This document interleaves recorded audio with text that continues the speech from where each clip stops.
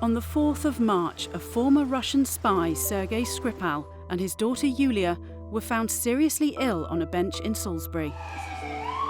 It was quickly established that the deadly Novichok nerve agent was involved, and a clean-up operation began.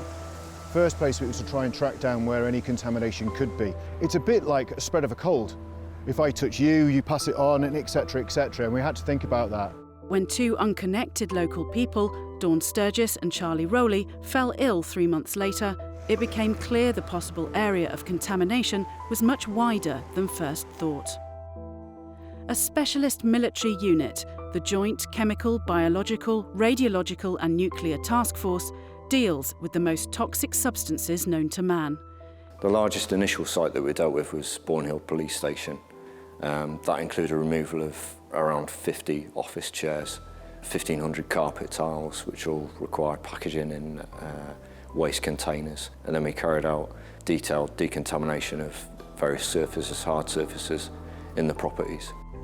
We were shocked. It's not something that you expect to happen in the UK. We had to adapt and overcome our normal daily routine. Some of the sites were really small sites, and if you can imagine trying to get a large vehicle or a number of large vehicles into such a small space, we had to be on top of our game. If we were in an operational environment on a battlefield where tempo is key, then that's the time to take risk. You don't take risk in Salisbury. So everything we had to do was very scientifically proven, very methodical, to ensure that we could deliver the highest degree of confidence to the UK and the people of Salisbury that when we left, it was fit to return to use.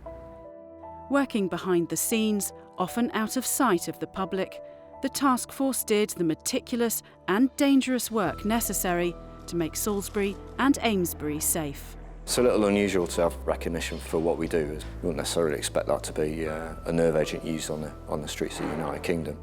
To do something that is public facing and something that's never been done before in the UK, and to hopefully be able to deliver back to Salisbury the degree of confidence that they had before those tragic events in early March, that is good to be recognised.